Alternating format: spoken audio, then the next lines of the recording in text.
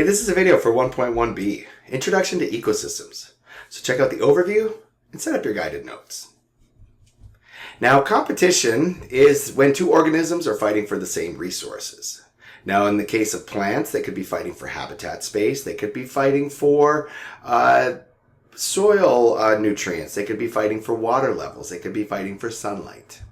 Now, one would think that both organisms, or one organism is happy and one organism is sad, but actually both of these organisms are negatively affected.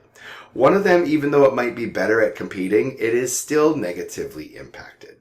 And this was proven or shown during, many years ago, a scientist by the name of Gause did an experiment with paramecium. And he established the competitive exclusion principle.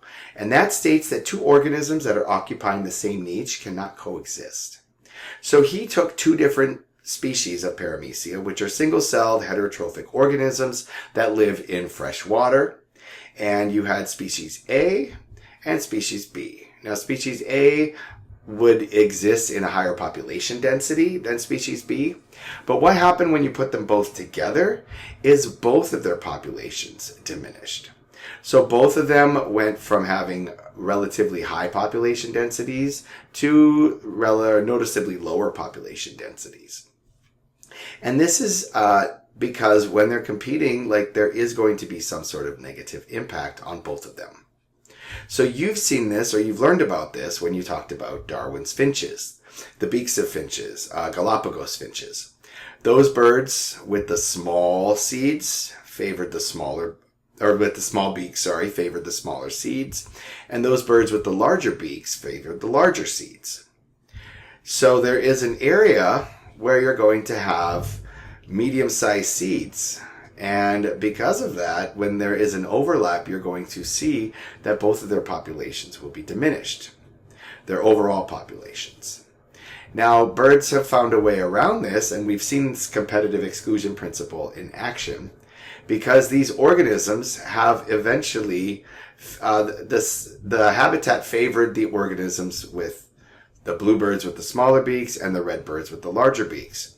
And this is known as resource partitioning. It is a method of avoiding competition between organisms.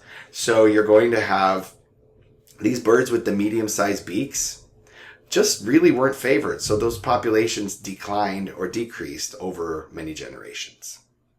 So there are three different examples or types of resource partitioning. The one I just said was morphological, and that's when you're avoiding competition based on physical differences. In this case, it would be the beak shape. You could also have, there are other differences as well that we'll be discussing throughout this entire year. But with the different size seeds, you're going to have birds with larger beaks, birds with smaller beaks. That's also going to enable them to avoid competition. Now, another type of resource partitioning is spatial, and that's where they will avoid competition based on their location. Now, this doesn't have to be this could be interspecific. It doesn't have to be intraspecific. It could be organisms living in different areas but eating the same foods as well. They could be in the same species. But these are different species of birds. They are not competing. These are not competing because they're eating different foods, but they're also not competing because they're living in different spaces. So they might not be competing for nesting sites, for example. And the last one is temporal, and that's where you're going to avoid competition based on time. So these birds might be eating the same seed type, but one of them comes out and feeds at night, and one of them feeds during the day.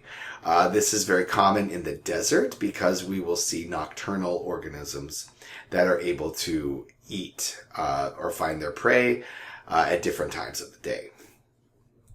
Now, what I would like you to do is complete this check for understanding, practice problem set 1.1b. I hope that this video was informative. I thank you for your attention, and I'll see you soon.